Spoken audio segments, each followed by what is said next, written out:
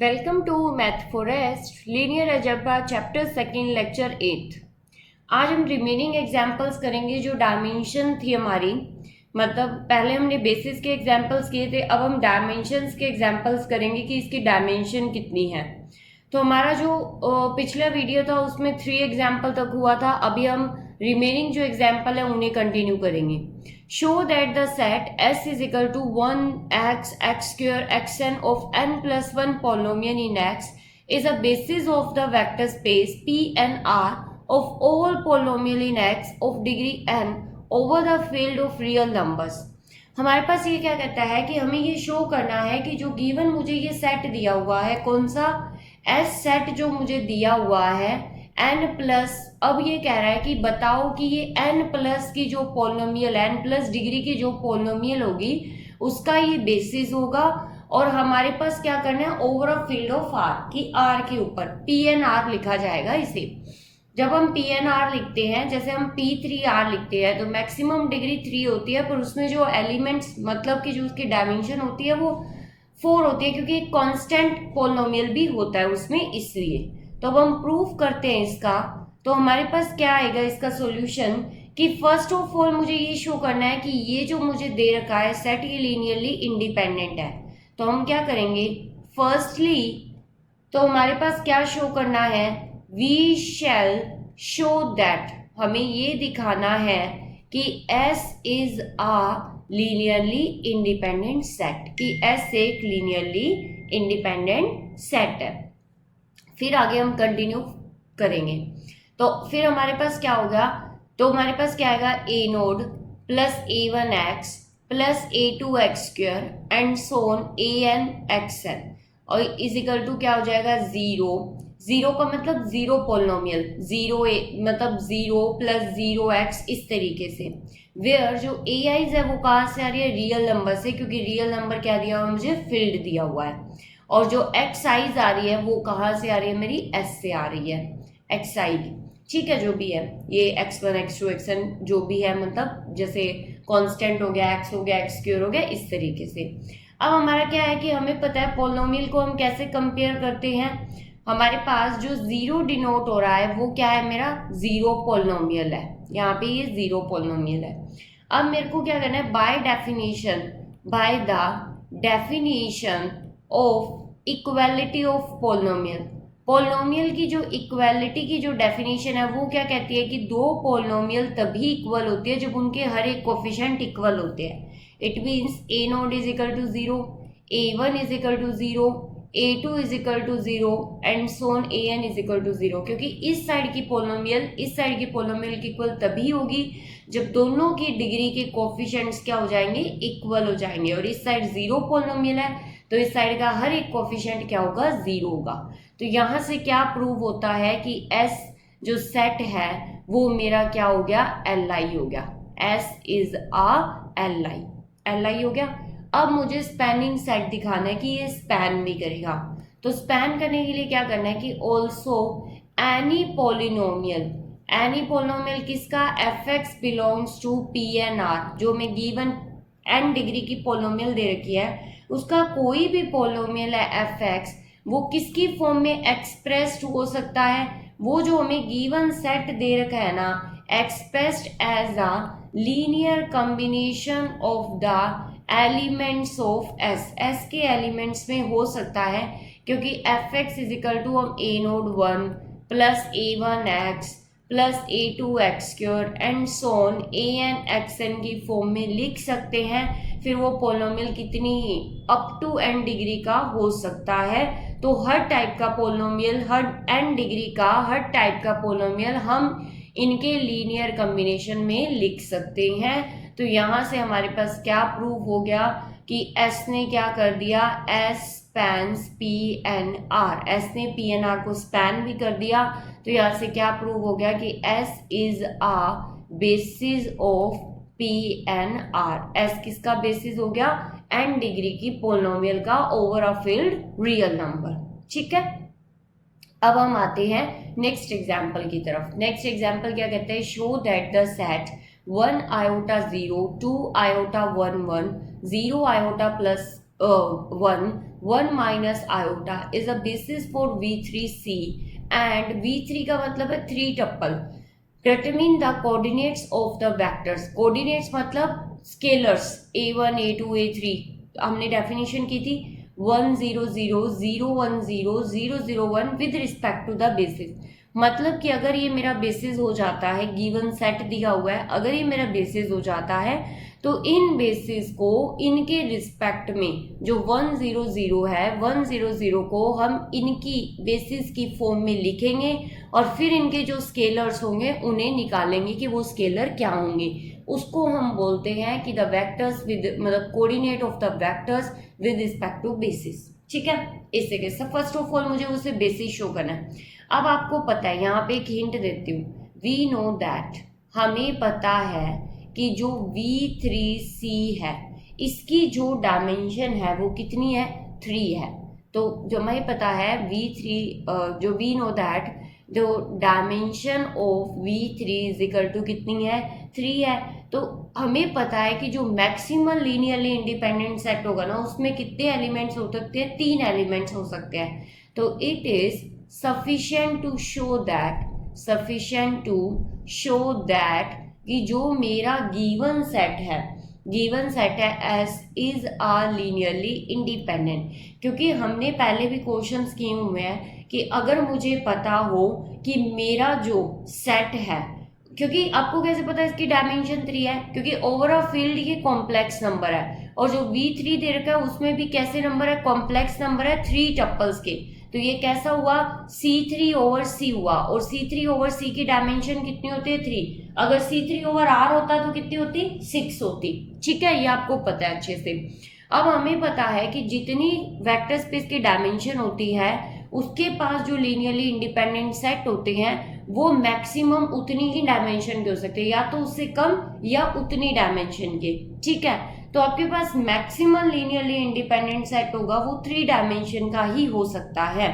क्योंकि अगर बेसिस है तो एग्जैक्टली 3 होंगे, पर अगर हमें बेसिस नहीं दे रखे तो वो अप टू 3 होंगे। मतलब क्योंकि अभी मुझे पता नहीं है ना कि ये सेट बेसिस है क्या। अगर मुझे दिया होता कि ये सेट बेसिस है तो मुझे पता होता कि एग्जैक्टली 3 लीनियरली इंडिपेंडेंट होंगे इसमें, क्योंकि जो बेसिस होती है उतनी ही उसकी डायमेंशन होती है वेक्टर स्पेस की। तो अब हमारे पास क्या आएगा यहाँ पे, फर्स्ट ऑफ ऑल मुझे शो करना है कि ये मेरे क्या है, लीनियरली इंडिपेंडेंट है। तो मैं यहाँ पे क्या करूंगी, यहाँ पे मैं लेट करती हूँ Z1 Z2 Z3, 3 स्केलर्स मैंने लेट किए हैं। किससे आ रहे हैं, कॉम्प्लेक्स नंबर से, सच दैट जो Z1 है वो कैसा है, A plus iota B, A1 plus B1 iota, क्योंकि हमें पता है कि Z1 Z2 कॉम्प्लेक्स नंबर है, कॉम्प्लेक्स नंबर को इसी तरीके से हम लिखते हैं। और Z3 की कैसा हो गया मेरा, A3 plus iota B3 type का हो गया। अब मुझे क्या करना है, इसे क्या प्रूव करना है, लीनियरली इंडिपेंडेंट। तो Z1 1 आयोटा 0 प्लस में Z2 2 iota 1 1 plus Z3 0 1 plus iota 1 minus iota is equal to 0। ठीक है, ये हो गया हमारे पास। अब Z1 की हमने वैल्यू पुट कर दी, A1 iota B1 into 1 iota 1 iota 0 plus में A2 plus iota B2 2 iota 1 1 plus A3 plus iota B3 0 1 plus iota 1 minus iota is equal to 0। अब हमें क्या करना है, कोऑर्डिनेट्स बनाने हैं। कैसे बन जाएंगे हमारे, तो हमारे पास बना A1 माइनस 2B2। हमें सिर्फ ऐड ही करना था, फर्स्ट टपल को फर्स्ट में, सेकंड को सेकंड में, थर्ड को थर्ड में, इमेजनरी को इमेजनरी में और रियल को रियल में, इस तरीके से। तो हमारा आता है A1 minus 2B2 plus iota B1 plus 2A2। ठीक है, सेकेंड टप्पल आएगा मेरा minus B1 plus A2 plus A3 minus B3 plus iota A1 minus B2 plus A3 plus B3। Next third tuple हमारा आएगा, वो आएगा A2 plus A3 plus B3 plus iota B2 minus A3 plus B3 is equal to 0।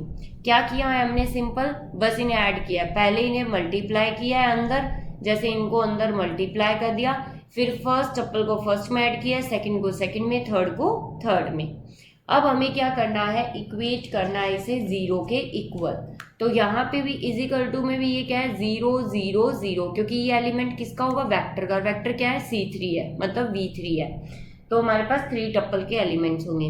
अब हमने equate किया है, तो हमने इक्वेट किया है A1 minus 2B2 plus iota B1 plus 2A2 is equal to 0, first equation.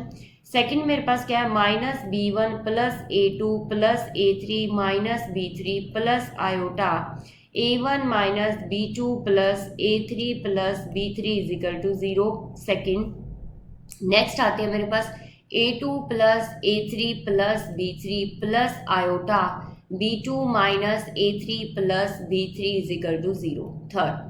अब हमें पता है कि हमें इन्हें इक्वेट करना है, तो रियल के साथ ये 0 plus 0 iota, 0 plus 0 iota, 0 plus 0 iota. तो कंपेयर रियल एंड इमेजनरी, हमें रियल को रियल के इक्वल लिखना है और इमेजनरी को इमेजनरी के इक्वल। तो हमें रियल के इक्वल लगा, तो A1 minus 2B2 is equal to 0। Next आया B1 plus 2A2 is equal to 0, ठीक है। थर्ड जो भी हमारे पास नेक्स्ट इक्वेशन है A2 plus A3 minus B1 minus B3 is equal to, 3 equation बनी थी तो उससे 6 इक्वेशन बनेंगी, क्योंकि हर में एक रियल एक इमेजनरी होता है। अब आया A1 plus A3 plus B2 plus B3 is equal to 0। Next आया मेरे पास A2 plus A3 plus B3 is equal to 0। यहाँ से आया B2 plus B3 minus A3 is equal to 0। अब हम क्या करेंगे, इन्हें सोल्व करेंगे। सोल्व किस तरीके से करेंगे कि हमें क्या मिल जाए, वैल्यूज मिल जाए। तो वैल्यूज कैसे मिलेंगी, यहाँ से आप A1 निकाल सकते हो in the form of B2, यहाँ से आप B1 निकाल सकते हो in the form of A2, इनको आप यूज कर सकते हो फर्दर। तो इस तरीके से आपको क्या मिलेगी, इक्वेशंस मिलेंगी। उन इक्वेशंस को आपको फर्दर यूज करना है और वैल्यूज निकालनी है। तो वहां से आपको जो वैल्यू मिलेगी ना, तो हमने क्या किया, सॉल्विंग द अबव इक्वेशंस। तो हमने क्या किया, इस अबव इक्वेशन को सॉल्व किया और हमने अबव इक्वेशन को सॉल्व किया और हमें क्या मिला, हमें मिला कि A1 A2 A3 B1 B2 B3 सारे के सारे क्या है, 0 है। इट मीन्स जो मेरा गिवन सेट है S is a linearly independent. ये लीनियरली इंडिपेंडेंट हो गया है और मैक्सिमम 3 ही एलिमेंट होंगे लीनियरली इंडिपेंडेंट, तो वो मेरे क्या बन जाएंगे, बेसिस बन जाएंगे। तो यहाँ से क्या इम्प्लाइज होता है कि S is a basis. S क्या हो गया, मेरा बेसिस हो गया। अब आपको एक चीज पता है कि बेसिस है वो यूनिक नहीं होते, मतलब कि एक ही वेक्टर स्पेस के बहुत सारे बेसिस हो सकते हैं। ये हम आगे भी एग्जाम्पल्स और करेंगे, ये हमने पढ़ा है। पर बेसिस की जो डायमेंशन होगी, मतलब जो उनमें नंबर ऑफ एलिमेंट्स होंगे वो ऑलवेज सेम होंगे, मतलब बेसिस 3 ही एलिमेंट कंटेन करेगा। नेक्स्ट आपके पास क्या है, यहाँ पे हमें जो सेकंड पार्ट दिया हुआ था उसका, उसमें ये दिया हुआ था कि आपको 1 0 0 0 1 0 और 0 0 1 को किसके लीनियर कॉम्बिनेशन में लिखना है, अगर ये सेट बेसिस बन जाता है उसके लीनियर कॉम्बिनेशन में। तो हमने क्या किया यहाँ पे, नाउ कंसीडर, अब हमें क्या करना है, 1 0 0 को किसके लीनियर कॉम्बिनेशन में लिखना है, A1 प्लस आयोटा B1, यहाँ पे फर्स्ट क्या आपके पास 1 iota 0 plus A2 plus iota B2, और इसको किसके लीनियर कॉम्बिनेशन में लिखना है, 2 iota 1 1 plus A3 plus iota B3, और इनटू आपको लिखना है 0 1 प्लस आयोटा 1 माइनस आयोटा। क्योंकि आपको क्या लिखना था, इसे किसके लिखो, इसके कोऑर्डिनेट्स निकालने थे with respect to the basis. तो ये हमारा बेसिस बना है, तो इसके रिस्पेक्ट में निकालने थे कोऑर्डिनेट्स। कोऑर्डिनेट मतलब ये स्केलर्स की वैल्यू, और स्केलर मुझे पता है कहाँ से आ रहे हैं, कॉम्प्लेक्स नंबर से आ रहे हैं, तो वो इस टाइप के होंगे। अब मुझे क्या करना है, बस इस इक्वेशन को बनानी है और कंपेयर करना है। तो मैंने क्या किया, 1 0 0, और ये इक्वेशन मुझे पता है ऑलरेडी बनी पड़ी है, हमने पहले बनाई थी। तो ये मेरी इक्वेशन क्या आई थी, ये आपको पता है, ये मेरी इक्वेशन आई थी A1 minus 2A2 plus iota B1 plus 2A2, ठीक है। सेकेंड कोऑर्डिनेट आया था मेरा minus B1 plus A2 plus A3 minus B3 plus iota A1 plus B2 plus B3 plus A3। Third coordinate आया था मेरा A2 plus A3 plus B3 plus iota B2 minus A3 plus B3, ठीक है, ये आया था। अब आपको कंपेयर करना है तो आपके पास है A1 minus 2B2 plus iota B1 plus 2A2 is equal to क्या आ गया 1। इसे मैंने इक्वेशन 4 का नाम दे दिया। अब नेक्स्ट मेरे पास क्या आता है यहाँ पे minus B1 plus A2 plus A3 minus B3 is equal to 0। हमने रियल और इमेजनरी अब अलग अलग कर दिए। A1 plus B2 plus B3 plus A3 is equal to 0। 5 का नाम दे दो इसे, 6 का नाम दे दो। अब आपके पास नेक्स्ट इक्वेशन क्या आ जाएगी यहाँ पे A2 plus A3 plus B3 is equal to 0 and B2 plus B3 minus A3 is equal to 0। अब हमें क्या करना है, इन्हें सोल्व करना है। सोल्व करके हमें क्या निकालना है, A1 A2 A3 B1 B2 B3 की वैल्यू निकालनी है। वो आप कोई सा भी मेथड अपना सकते हो, एलिमिनेशन मेथड, सब्स्टिट्यूशन मेथड या क्रॉस मल्टीप्लिकेशन मेथड, वो आपकी चॉइस है। क्योंकि आपके पास यहाँ पे जितने वेरिएबल होंगे उतनी इक्वेशन है, क्योंकि आपके पास यहाँ पे 6 वेरिएबल है और आपके पास 6 इक्वेशन है। तो हमने क्या किया है, on solving the above equation, above equations को आपको क्या करना है, सॉल्व करना है। एंड वी गेट, हमें जो मिला है A1 मिला है 2/5, A2 मिला है 1/10, A3 हमें मिला है -1/5। यहाँ पे B1 आपको मिला है -1/5, B2 आपको मिला है -3/10 और B3 आपको मिला है 1/10। ये मिल गया।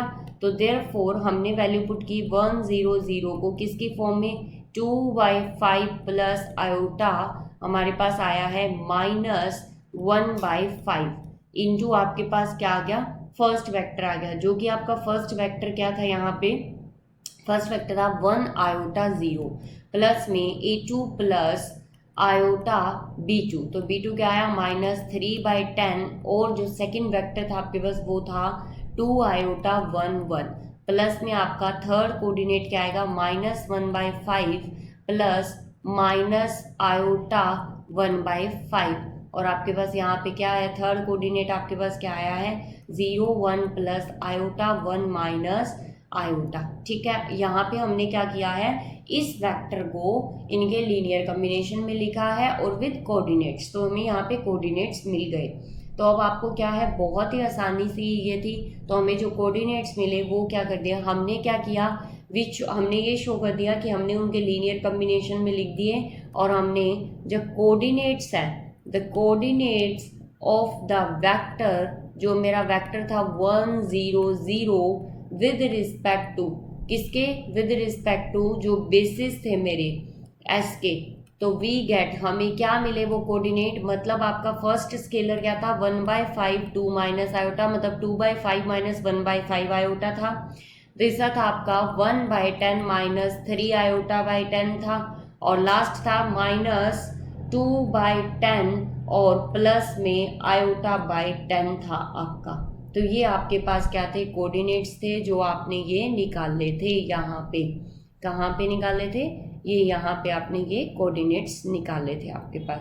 तो ये आपने आसानी से कोऑर्डिनेट्स निकाल लिए हैं, इन्हें आपने यूज़ कर लिया है। बस यहीं तक का आपका क्या था, ये एग्जाम्पल था। अब आपके पास नेक्स्ट एग्जाम्पल क्या कहता है कि find the coordinates of the vectors 1 2 3 4 relative to the ordered basis. In ordered basis के रिलेटिव में आपको क्या निकालना है, कोऑर्डिनेट्स निकालना है। तो वही पुराना क्वेश्चन है। सबसे पहले तो आपको ये शो करना है कि ये जो आपको दिए गए हैं ये क्या है, लीनियरली इंडिपेंडेंट है। और दूसरा आपको ये शो करना है कि ये लीनियरली इंडिपेंडेंट होने के साथ साथ ये आपके मतलब स्पैन भी करते हैं, मतलब कि ये क्या हो गए, बेसिस हो गए आपके पास। तो अब आपको क्या दे रखा है, यहाँ पे ऑर्डर 4 का वेक्टर दे रखा है। तो इट मीन्स आपके पास क्या हुआ, V4/R है, क्योंकि सारे नंबर रियल है। V4/R की डायमेंशन कितनी होगी, 4, क्योंकि इसके स्टैंडर्ड R4/R हो गया। तो इसके डायमेंशन कितनी होगी, 4। ये कितने वेक्टर दे रखे हैं, V1 V2 V3 V4। और ये क्या हो गया कि आपको जो कोऑर्डिनेट है इन्हें पहले बेसिस शो करना है, फिर इसके किसने लीनियर कॉम्बिनेशन में लिखना है। बेसिस शो करने के लिए आपको सिर्फ क्या करना है, आपको V1 V2 V3 V4 को लीनियरली इंडिपेंडेंट शो करना है और कुछ भी नहीं करना। तो सबसे पहले हम क्या शो करेंगे, वी शैल शो दैट, हमें क्या करना है, we shall show that B is a linearly independent, क्योंकि इसमें भी 4 ही वेक्टर है, चारों के चारों लीनियरली इंडिपेंडेंट हो गए तो ये बेसिस बन जाएंगे। तो हमारे पास क्या होगा यहाँ पे A1 0 1 1 0 plus A2 0 0 1 1 plus A3 1 0 0 1 plus में A4 0 1 0 0। ठीक है, ये हो गया आपके पास, इज इक्वल टू क्या आएगा 0 0 0 0। इसको सिंगल जीरो भी लिख सकते हो क्योंकि ये वेक्टर कहाँ, ये जीरो वेक्टर कहाँ से बिलोंग करता है, आपके पास वेक्टर से बिलोंग करता है। अब हमारे पास यहाँ पे जो फर्स्ट कोऑर्डिनेट आया वो कितना आ गया आपके पास 0 0 A3, यहाँ पे नेक्स्ट कितना आया A1 और फिर प्लस में A4, नेक्स्ट कितना आया पास A1 प्लस A2 और नेक्स्ट कितना आया आपके पास यहाँ पे A2 प्लस में A3 is equal to 0 0 0 0। A3 is equal to क्या हो गया 0, तो A2 plus A3 is equal to 0 है, तो यहाँ से क्या हो गया A2 is equal to 0। A1 plus A2 is equal to 0 है, A2 0 आ चुका है तो A1 इज इक्वल टू 0, तो A4 इज इक्वल टू 0।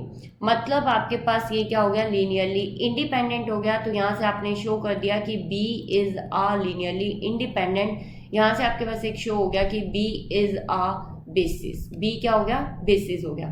अब उससे क्या बोला हुआ है सेकंड हाफ पार्ट में, ये बोला कि -1 2 3 4 को रिलेटिव बेसिस के लीनियर कॉम्बिनेशन में लिखो और उसके कोऑर्डिनेट्स बताओ। मतलब कि अब हमें क्या करना है, नाउ कंसीडर -1 2 3 4, इसको हमें A1 1 0 1 1 0 plus A2 0 0 1 1 plus A3 1 0 0 1 plus A4 0 1 0 0। मुझे A1 A2 A3 A4 की वैल्यू निकालनी है, तो मुझे क्या करना है -1 इज इक्वल टू किसके इक्वल आ जाएगा A3 के इक्वल, 2 इज इक्वल टू हमें क्या करना है बस कोऑर्डिनेट को कंपेयर करना है और फिर उनकी वैल्यूज निकालनी है, A1 प्लस A4। नेक्स्ट आपके पास वैल्यू आई है 3 इज इक्वल टू आपके पास क्या आ जाएगा A1 प्लस A2। नेक्स्ट कितना आ जाएगा आपके पास 4 is equal to A2 plus में आपके पास कितना आया A3।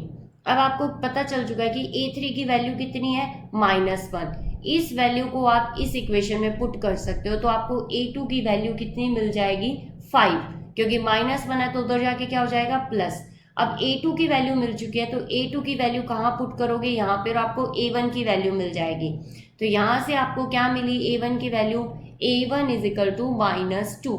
अब A1 की वैल्यू कहाँ पुट करोगे, यहाँ पर A4 की वैल्यू मिल जाएगी, तो A4 इज इक्वल टू आपके पास 4। तो यहाँ पे आपके पास कोऑर्डिनेट्स आ गए हैं, तो हमारे पास क्या हुआ coordinates relative to the basis B, जो बेसिस B है उसके रिलेटिव जो कोऑर्डिनेट्स आए हैं वो क्या आए हैं A1 is equal to -2, A2 is equal to 5, A3 is equal to आपके पास कितना आया -1 and A4 is equal to 4। इस पे क्वेश्चंस आपको काफी बार एग्जाम में मिल सकता है, जब भी आपको बोला जाए कि इस एलिमेंट को इन बेसिस के कोऑर्डिनेट्स मतलब इस वेक्टर को, जैसे इस वेक्टर को रिलेटिव बेसिस के कोऑर्डिनेट्स बताओ। कोऑर्डिनेट्स मतलब ये स्केलर्स बताने होते हैं आपको बस, और कोई काम नहीं करना होता।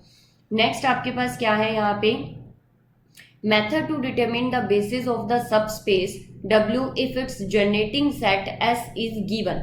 मतलब आपको क्या करना है यहाँ पे, अगर आपको कोई जनरेटिंग सेट दिया जाए और आपको बोला जाए कि उससे सबस्पेस के बेसिस निकालो, मतलब कि आपको कोई जनरेटिंग सेट दे दिया वेक्टर स्पेस का और आपको बोला जाएगा कि उससे आपको क्या करना है सबस्पेस के बेसिस निकालने हैं। फर्स्ट ऑफ ऑल आपको पता है कि जो सबस्पेस है उसकी डायमेंशन या तो वेक्टर स्पेस से छोटी होती है या उसकी इक्वल होती है, ठीक है। तो अब आपको क्या करना है, सबसे पहले एक मैट्रिक्स बनानी है। मैट्रिक्स किस तरीके से बनानी है कि जो एस सेट के वेक्टर्स दिए उन्हें रो वाइज लिखना है यूजिंग एलिमेंट्री रो ऑपरेशन। आपको एलिमेंट्री रो ऑपरेशन यूज करके और मैट्रिक्स को रो इक्लियन फॉर्म में बनाना है। रो इक्लियन फॉर्म मतलब 1 0 0 0 1 0 ऐसे कि डायगोनल एलिमेंट 1 होंगे, उसके बाकी नीचे वाले एलिमेंट 0 होंगे। और the non zero rows of a row echelon form are the basis of W, और वो क्या हो जाएगी बेसिस हो जाएंगी W की। बस एक चीज याद रखिएगा कि जो बेसिस होंगी वो जरूरी नहीं है कि S का सबसेट ही हो, इसके अलावा वाला भी हो सकता है, बस वो लीनियरली इंडिपेंडेंट होंगे और स्पैन करते होंगे W को। अब आपके पास क्या है, इसी से रिलेटेड क्वेश्चन है कि determine the basis of the subspace span by the vectors, कि हमें ये वेक्टर दिए हुए हैं जो स्पैन कर रहे हैं और हमें सब स्पेस के बेसिस निकालने हैं। तो सिमिलरली वही आपको करना है, आपको सबसे पहले एक मैट्रिक्स के फॉर्म में लिखना है। तो हमने क्या किया है, बेसिस स्पैन तो कर ही रहे थे, हमें अप्लाई करना है मैट्रिक्स मेथड। तो हमने क्या किया, यहाँ अप्लाई मैट्रिक्स मेथड, जो अभी अभी हम पढ़ के आए हैं वो मेथड अप्लाई कर दिया। तो हमने क्या किया, ए लिखा है, यहाँ पे हमें रो वाइज लिखना है। तो -3 1 2 0 1 3, हमारे पास आया 2 1 0 1 1 1। हमने रो ऑपरेशंस लगाने हैं। रो ऑपरेशंस लगाने हैं मतलब मुझे क्या करना है, सबसे पहले हम क्या करेंगे, इन्हें इंटरचेंज कर देंगे, मतलब फर्स्ट और थर्ड रो को इंटरचेंज कर देंगे ताकि मुझे फर्स्ट पोजीशन पे क्या मिल जाए, 1।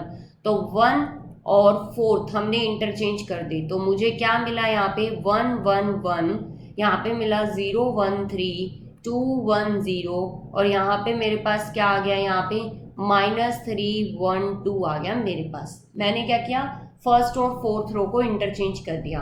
अब मुझे क्या करना है, थर्ड रो, जो मेरी थर्ड रो है उसमें थर्ड रो में से 2 इंटू R1 को माइनस करना है, और फोर्थ रो में मुझे क्या करना है, R4 प्लस 4R1 करना है, ताकि मुझे 1 के नीचे वाले सारे एलिमेंट 0 मिल जाए। तो मुझे जो मैट्रिक्स मिलेगी वो कैसी मिलेगी, यहाँ पे 1 0 0, क्योंकि यहाँ पे 2 से मल्टीप्लाई करके माइनस किया तो 0 बन जाएगा, यहाँ पे 3 से मल्टीप्लाई करके ऐड किया तो 0 बन जाएगा। फिर यहाँ पे 1 1 एज इट इज आएगा, इफेक्ट सिर्फ इसी पे आएगा। तो 1 3 ये एज इट इज रहेगी, क्योंकि R2 मैट्रिक्स में ऑलरेडी ये पोजीशन 0 थी। बाकी ये मेरे पास कितना आएगा, -1 -2, और ये आएगा 4 और 5, क्योंकि जब मैंने इसे 2 से मल्टीप्लाई किया और इसमें से माइनस किया तो -1 आएगा और इसमें से -2 आएगा मेरे पास। अब यहाँ पे मुझे क्या अप्लाई करना है, मुझे ये पोजीशन 0 बनानी है, ये और ये पोजीशन, क्योंकि सेकंड पोजीशन पे 1 आ चुका है, फर्स्ट पे 1 आके सारे 0 हो चुके हैं, सेकंड पे 1 है ऑलरेडी, बस ये 0 बनाने। तो इसके लिए मुझे क्या करना पड़ेगा, R3 में R3 प्लस R2 करना है, और R4 में मुझे क्या करना है, R4 माइनस 4R2 करना है। तो मुझे क्या मिलेगी ये matrix, 1 1 1 as it is, 0 1 3 as it is, यहाँ पे कितना 0 0 आ चुका है, ये कितना हुआ 0, और जब मैंने ऐड किया तो यहाँ पे कितना आया 1, और यहाँ पे कितना आ जाएगा, 4 से मल्टीप्लाई करके 0 किया तो यहाँ पे 0, और यहाँ पे मेरे पास कितना आएगा, देखो 4 3 12 हो गया, इसमें से माइनस करना है तो 5 में से 12 माइनस हो गए तो कितना आया, -7। तो मुझे पता है कि इस पोजीशन पे 1 तो आ चुका है, पर इस पोजीशन में नीचे क्या चाहिए, मुझे 0 चाहिए। तो मैं क्या करूंगी, R4 प्लस 7R3, तो मेरे को यहाँ पे क्या आ जाएगा, 7R3 आ जाएगा। तो मुझे जो मिला वो मैट्रिक्स क्या मिली, मुझे जो मैट्रिक्स आई है 1 0 0, यहाँ पे 1 1 0 0, और यहाँ पे 1 3 और 1 कितनी आई, 0 आ गई। तो मेरी जो रो इक्लियन फॉर्म है वो बन चुकी है, क्योंकि डायगोनल एलिमेंट पे 1 1 आ चुके हैं और बाकी उनके नीचे 0 0 आ चुके हैं। तो हमारे पास क्या हो गया, thus we get a row echelon form, हमें रो इक्लियन फॉर्म मिल चुकी है ए की। तो हमारे जो बेसिस होंगे वो कौन से होंगे, 1 1 1 0 1 3 एंड 0 0 1, और हमारे पास ये क्या है कि 3 बेसिस है, तो डायमेंशन ऑफ W कितना आ गया, 3 आ गया। तो मुझे बेसिस मिल गए, इसके किसके, जो सबस्पेस थे उसके बेसिस मिल गए। अब एक अनदर बेसिस होता है कि अगर W में स्पैनिंग सेट दिया जाए, अगर आपको W में स्पैनिंग सेट दिया जाए फिर आपको सबस्पेस के बेसिस निकालने हो, तो अब आपको क्या दे रखा है यहाँ पे, determine the basis of the subspace spend by the vector, मतलब आपको बेसिस निकालने होते हैं सबस्पेस के जो कि इससे क्या है, स्पैन कर रहे होते हैं। स्पैन क्या हो गया कि minimal generating set and maximal linearly independent set. अब आपको एक चीज दिखाई दे रही है यहाँ पे कि कोऑर्डिनेट कितने हैं, 3 3 के, ये R3/R टाइप का वेक्टर स्पेस है। किस टाइप का वेक्टर स्पेस है? R3/R टाइप का, क्योंकि हर एक एलिमेंट रियल नंबर है इसमें और कोऑर्डिनेट्स के इसमें कितने टप्पल है? 3 टप्पल का है। तो इस टाइप का ये वेक्टर स्पेस है। वेक्टर स्पेस की डायमेंशन मुझे पता है, डायमेंशन ऑफ V कितनी होती है? 3 होती है, क्योंकि V R3/R की कितनी हो गई? 3 हो गई। तो हमें सबसे पहले तो ये देखना है कि इनमें से बेसिस कौन से होंगे और उसकी डायमेंशन कितनी होंगी। तो हमें यही चीज देखनी है कि बेसिस होंगे भी या नहीं होंगे, कितने होंगे कितने नहीं होंगे। तो सबसे पहले हमें इन चारों में से लीनियरली इंडिपेंडेंट देखने हैं। तो maximum number of linearly independent होंगे, वही हमारे क्या हो जाएंगे? बेसिस हो जाएंगे सबस्पेस की। तो सॉल्यूशन कैसे करते हैं? हम एक एक से शुरुआत करते हैं। तो हमें क्या दिया हुआ है? Let S = 3 2 4 1 0 2 1 -1 1 and 6 7 5। ये हमें क्या दे रखा है? वेक्टर स्पेस दे रखा है। ऑब्वियसली हमारे पास 4 वेक्टर स्पेस और डायमेंशन ऑफ वेक्टर की कितनी आनी चाहिए? 3 आनी चाहिए। तो इसमें से कोई ना कोई तो लीनियरली डिपेंडेंट होगा ही होगा। अब आपको चेक करना है, सबसे पहले आपको सिंगलटन V1 लेके चलना है। सिंगलटन V1 मतलब इनमें से ये V1 हो गया, ये V2 हो गया, ये V3 हो गया, ये V4 हो गया। आपको जब भी स्पैनिंग सेट दिया जाए और उससे आपको बेसिस बनाने हो तो आपको एक एक करके लेके चलना है कि क्या पता पहला ही हो जो सारे को स्पैन कर दे, फिर दूसरा लेके चलना है, फिर तीसरा। जब तक हमें लीनियरली इंडिपेंडेंट मिलते जाएंगे तब तक हम ये काम करते जाएंगे। तो हमें क्या करना है? क्लियरली 3 2 4 नॉन जीरो, हमारा कैसा ये नॉन जीरो सिंगलटन वेक्टर है। और नॉन जीरो सिंगलटन वेक्टर क्या होता है? Linearly independent. तो ये मेरा V1 क्या हो गया? Linearly independent. अब मुझे सेकंड क्या करना है? ऑल्सो 3 2 4 एंड 1 0 2, ये भी क्या है? लीनियरली इंडिपेंडेंट है, क्योंकि ये एक दूसरे के मल्टीपल नहीं है। किस तरीके से?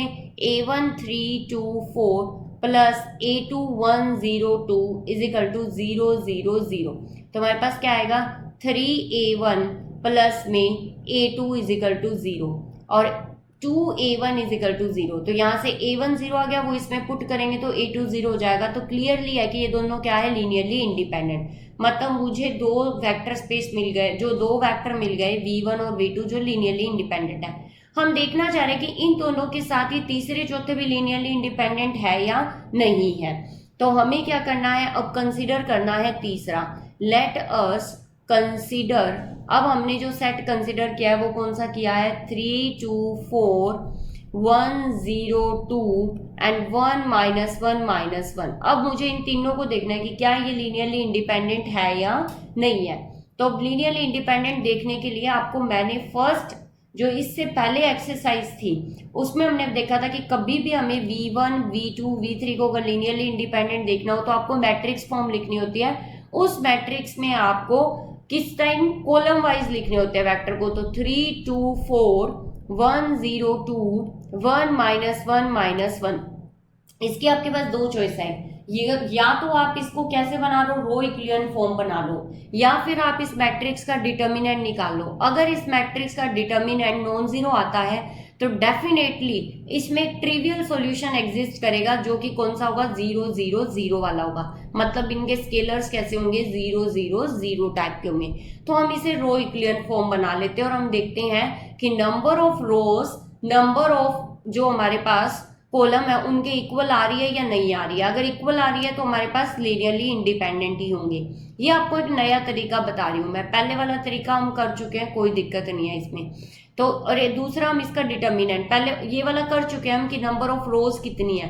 अब हम डिटर्मिनेंट वाला करते हैं। तो मैंने इसे एक ए मैट्रिक्स का नाम दे दिया, मैंने इसका डिटर्मिनेंट निकाला तो 8 आया जो कि नॉन जीरो है। मुझे पता है कि अगर कोई मैट्रिक्स, इसका जो है मैट्रिक्स क्या सी हो गई है? नॉन सिंगुलर मैट्रिक्स हो गई।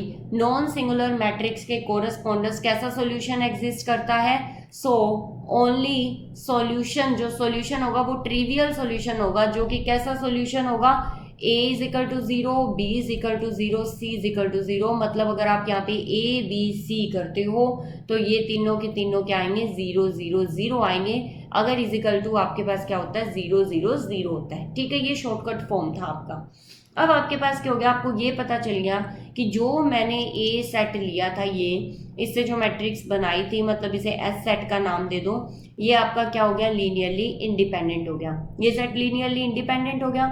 हमें पता है कि जो डायमेंशन है मेरी, डायमेंशन ऑफ, और जो मेरा एस है वो किसका सबसेट है, आर क्यूब का है, आर क्यूब का सबसेट है। और हमें एक भी पता है कि जो डब्ल्यू है, जो सबस्पेस होता है, वो भी वेक्टर स्पेस का सबसेट होता है। और हमें ये भी पता है कि dimension of W less than equal to dimension of R cube, और आर क्यूब की डायमेंशन कितनी है, 3। तो हमारे पास यहाँ पे डब्ल्यू की डायमेंशन कितनी आई है, 3 आई है, क्योंकि 3 लीनियरली इंडिपेंडेंट वेक्टर्स मिले हैं। तो हमारे पास यहाँ पे शो हो गया कि अगर मैं डायमेंशन ऑफ डब्ल्यू है वो मेरी लेस देन इक्वल टू 3 हो सकती है, और मुझे पता है कि अगर मैं एक भी फालतू ले लूंगी, डब्ल्यू में एक भी फालतू एलिमेंट ले लूंगी, तो वो कैसा हो जाएगा, लीनियरली डिपेंडेंट हो जाएगा। तो हमारे पास यहाँ पे क्या शो होता है क्लियरली कि dimension of W is equal to 3, क्योंकि हम मैक्सिमल लीनियरली इंडिपेंडेंट सेट निकाल चुके हैं, जो कि लास्ट हमने 3 वेक्टर को देखा है। ये 3 वेक्टर मेरे लीनियरली इंडिपेंडेंट निकल चुके हैं, तो ये मैक्सिमल लीनियरली इंडिपेंडेंट सेट हो गए मेरे। तो यहाँ से मुझे मिल गया कि dimension of W is equal to 3, और 3 2 4 1 0 2 एंड 1 -1 -1 मेरे क्या हो गए, बेसिस हो गए। किसके, क्योंकि ये लार्जेस्ट लीनियरली इंडिपेंडेंट सबसेट हो गया किसका, एस का, और एस स्पैनिंग सेट भी था। तो हमने वो थ्योरम यूज कर ली कि अगर लार्जेस्ट इंडिपेंडेंट सेट होता है और स्पैनिंग सेट होता है तो वो मेरा क्या बन जाता है, बेसिस बन जाता है। ठीक है, तो यहाँ पे सब स्पेस का क्या बन गया, बेसिस बन गया। अच्छा, अब एक और तरीका आता है, ये मैं क्वेश्चन बताती हूँ फिर आपको समझ आएगा। Extend the set of vectors. जब भी आपको गिवन वेक्टर्स दिए जाएं और बोला जाए कि extend the vectors and form a basis, तो आपको एक एक्सटेंशन थ्योरम याद आई होगी। एक्सटेंशन थ्योरम में ये था कि हमें एक स्पैनिंग सेट दिया जाता है, उस स्पैनिंग सेट को हम एक्सटेंड करके, मुझे एक लीनियरली इंडिपेंडेंट सेट दिया जाता है, उस लीनियरली इंडिपेंडेंट सेट को हम एक्सटेंड कर सकते हैं और बेसिस बना सकते हैं। तो मुझे ये जो 2 वेक्टर दिए गए हैं ना, v1 v2, ये लीनियरली इंडिपेंडेंट दिए गए हैं और मुझे इन्हें एक्सटेंड करना है और बेसिस बनाना है। एक्सटेंड करने का एक तरीका है कि मुझे आइडिया हो जाएगा कि R3 है तो उसमें 3 डायमेंशन है, मतलब 3 वेक्टर्स होंगे बेसिस में। तो मुझे वो वेक्टर्स कैसे लेने हैं, स्टैंडर्ड वेक्टर्स लेने हैं, मतलब E1 टाइप का। E1 टाइप का मतलब 1 0 0 भी हो सकता है, E2 भी हो सकता है, 0 1 0 भी हो सकता है, और E3 भी हो सकता है, 0 0 1। इनमें से कोई सा भी एक हो सकता है जो इन दोनों के साथ लीनियरली इंडिपेंडेंट होगा, और वही मेरा क्या बनाएगा, बेसिस बनाएगा। तो ये एक तरीका होता है बनाने का। तो अब हम सॉल्यूशन करते हैं, इसमें से देखते हैं इन तीनों में से कौन सा लीनियरली इंडिपेंडेंट है इनके साथ। तो let A is equal to 0 1 2 and 2 -1 4, ये आपको एक बेसिस मतलब सेट दे रखा है। तो सिंस आप स्टैंडर्ड बेसिस में से चूज करोगे तो S इज इक्वल टू, आपने तीनों के तीनों ले लिए, तीनों के तीनों में से आपको पहला चेक करना है, E1 चेक करना है कि क्या इनके साथ लीनियरली इंडिपेंडेंट है या नहीं। पहला ही अगर लीनियरली इंडिपेंडेंट निकल गया, काम खत्म हो जाएगा हमारा। तो 0 1 2 2 -1 4 और 1 0 0। अब आपको चेक करना है क्या ये लीनियरली इंडिपेंडेंट है। तो हमें क्या करना है, we have to check that S is a linearly independent। तो हमें क्या करना है, A1 0 1 2 plus B2 -1 4 and plus C1 0 0 is equal to 0 0 0 आ गया आपके पास।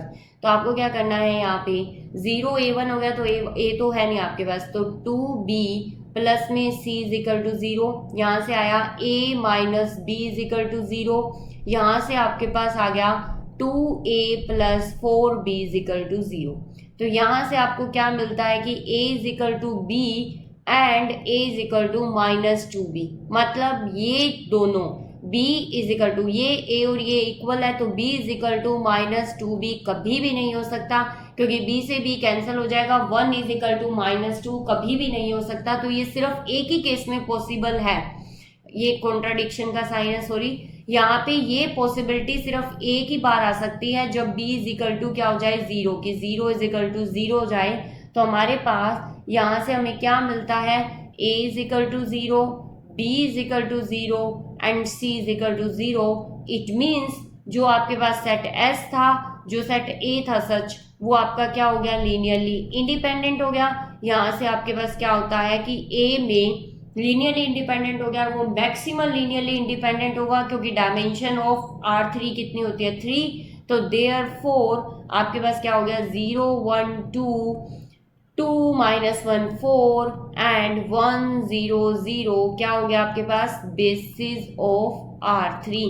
यहाँ से आपको एक चीज पता चलती है कि जो बेसिस होते हैं वो यूनिक नहीं होते। पहले भी हम एक क्वेश्चन में प्रूव कर चुके हैं, क्योंकि इसका स्टैंडर्ड बेसिस हमें पता है क्या होता है, 1 0 0 0 1 0 0 0 1 होता है। उसके अलावा ये भी इसका क्या हो गया, बेसिस हो गया।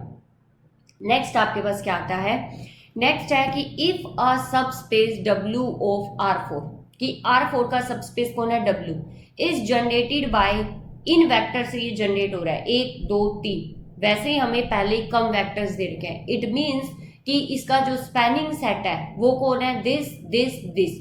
तो स्पैनिंग सेट में ज्यादा एलिमेंट भी दे सकते हैं। Minimal spanning set, maximal linearly independent, मतलब कि जो स्पैनिंग सेट है उसमें आप कोई रिपीट भी कर सकते हो, लीनियरली डिपेंडेंट भी डाल सकते हो, वो फिर भी स्पैन करेगा। ठीक है, तो अगर ये तीनों सेट लीनियरली इंडिपेंडेंट हो जाते हैं तो ये तीनों के तीनों क्या होंगे, बेसिस होंगे W के। अदरवाइज इनमें से अगर कोई लीनियरली डिपेंडेंट है तो उसे हम रिमूव करेंगे और बाकी बचे हुए क्या बन जाएंगे, W के बेसिस बन जाएंगे। तो इसका सबसे आसान तरीका है, बेसिस बनाने का तरीका आपको पता था कि आपको क्या करना है, एलिमेंट्स को कैसे लिखना है, आपको रो वाइज लिखना है और रो इक्विवेलेंट फॉर्म बनानी है बेसिस बनाने के लिए। सबस्पेस का बेसिस बनाना आपने सीखा ही अभी, तो let A is equal to, इसे रो वाइज लिखना है। जब आपको लीनियरली इंडिपेंडेंट बनाना हो, लीनियरली इंडिपेंडेंट दिखाना हो तो कॉलम वाइज लिखो, पर अगर आपको बेसिस बनाना हो तो रो वाइज। 3 8 -3 -5 1 -2 5 -3 2 3 1 -4। ठीक है, अब आपको क्या करना है, इसकी रो इक्विवेलेंट फॉर्म बनानी है। तो सबसे पहले 1 मुझे इस पोजीशन पे चाहिए, तो मैं क्या करूंगी, R2 को R1 के साथ क्या कर दिया मैंने, इंटरचेंज कर दिया। तो मेरा आया 1 -2 5 -3 3 8 -3 -5 2 3 1 -4। अब मुझे क्या करना है, R2 में क्या करना है, जो मेरी नई R2 बनी है, R2 -3 R1, और R3 में क्या करना है, R3 -2 R1, ताकि ये दोनों पोजीशन 0 जाए। तो मेरे पास क्या आया है, यहाँ पे 1 0 0, और यहाँ पे मेरे पास क्या मिल गया, -2 5 -3, और यहाँ पे आपके पास क्या मिल जाएगा, जो आपने की मतलब आपने क्या किया, यहाँ पे आपके पास यहाँ पे जो एलिमेंट है, यहाँ पे जो एलिमेंट है ये बड़ा है और ये छोटा है, तो इसलिए आप हमें एक और काम करते हैं, इससे पहले वाला जो स्टेप करते हैं ना, ये हम बाद में स्टेप करेंगे। इससे पहले ये छोटा और ये बड़ा है ना, तो हम इसको ऊपर लेके जाते हैं ताकि इससे हमें 1 बनाने में आसानी हो जाएगी। क्योंकि कैसे आसानी हो जाएगी कि जब मैं इसमें, चलो वो बाद में भी कर सकते हैं, कोई दिक्कत नहीं, हम बाद में भी कर सकते हैं, तो वो हम बाद में करते हैं। पहले हमने ये स्टेप कर दिया, मेरे पास यहाँ पे क्या आया, मैंने पहले वही स्टेप कर दिया कि R2 में से -2 मतलब -3 R1 कर दिया और R3 में से ये कर दिया मैंने। तो यहाँ पे मुझे मिला 1 0 0 -2 5 -3, और यहाँ पे मुझे मिला है 14 9 -9 और 2, और यहाँ मेरे 14 -18, और यहाँ पे मुझे मिला है 4, और यहाँ पे मुझे मिला है 7 -9 और 2। तो अब मुझे क्या है कि यहाँ पे मुझे R3 है, जो R2 है उसमें मैं क्या करूं, R2 -2 R3 कर दूं, तो मुझे क्या मिलेगा, 1 0 0 -2 5 -3 0 0 0 7 -9 2। तो आपके पास देखो नॉन जीरो रो कितनी है, 1 और 2, कितनी नॉन जीरो रो होगी, 2 हो गई। तो इट मीन्स आपके पास जो बेसिस है W के वो कितने हो गए, 2 हो गए। तो बेसिस कौन सा होगा आपका, 1 -2 5 -3 एंड 0 7 -9 2। ये आपके पास क्या हो गए, बेसिस ऑफ W हो गए। आपको बेसिस ऑफ W तो निकल गए। अब आपको क्या करना है, R4 का बेसिस निकालना है। मतलब ये बेसिस है तो क्या कर रहे हैं, स्पैनिंग सेट हो गए R4 के। अब हमें लीनियरली इंडिपेंडेंट और स्पैनिंग सेट निकालना है R4 का, तो हम इसे एक्सटेंड कर सकते हैं। ये दोनों लीनियरली इंडिपेंडेंट है, लीनियरली इंडिपेंडेंट सेट को हम एक्सटेंड करके वेक्टर स्पेस के बेसिस बना सकते हैं। तो हमें बेसिस बनाने के लिए स्टैंडर्ड बेसिस ऐड करने पड़ेंगे। तो हमने जो स्टैंडर्ड बेसिस ऐड किए हैं वो कौन से किए हैं, 1 -2 5 -3 और नेक्स्ट 0 7 -9 2। यहाँ पे आपने ऐड किया है 0 0 1 0 एंड 0 0 0 1। तो आपने क्या कर दिए, ये दो स्टैंडर्ड बेसिस ऐड कर दिए, E3 एंड E4 ऐड कर दिए। ये ऐड करते ही आपके पास क्या बन जाएंगे, बेसिस ऑफ R4 बन जाएंगे। डेफिनेटली ये लीनियरली इंडिपेंडेंट है इन दोनों के साथ, ठीक है। ये आपका हो गया एक्सटेंड बेसिस बनाने का तरीका। नेक्स्ट क्वेश्चन आपके पास क्या है, नेक्स्ट क्वेश्चन है find the dimension of the vector space Q√2 over Q। अब Q√2 ओवर Q है तो इसके आपको क्या बनाने हैं, डायमेंशन निकालने हैं। डायमेंशन मतलब बेसिस निकालना है, उसके एलिमेंट देखने हैं, फिर आपकी वो क्या हो जाएगी, डायमेंशन हो जाएगी। तो हमें क्या है कि वी हैव Q√2, तो इसे हम लिखते हैं कि ये लिखा कैसे जाएगा, मतलब इसमें एलिमेंट किस टाइप के हैं, A + B रूट टाइप के हैं और A B कहाँ से आ रहे हैं, Q से आ रहे हैं। तो हमारे पास Q के कैसे एलिमेंट है, A + B रूट टाइप के। तो S मैंने एक सेट ले लिया 1 और √2, ठीक है। इसका मल्टीपल ले लिया और इसका मल्टीपल ले लिया A और B का। और A और B कहाँ से आ रहे हैं, Q से आ रहे हैं, क्योंकि Q√2 तो क्या आपका V है और ये क्या है आपका फील्ड है। तो हमें पता है कि स्केलर्स कहाँ से आते हैं, फील्ड से आते हैं, और जो वेक्टर्स होते हैं वो किसके सबसेट होते हैं, V के सबसेट होते हैं। तो ऑब्वियसली ये किसके सबसेट है, V के सबसेट हो गए, क्योंकि Q में √2 को हमने ऐड किया हुआ है।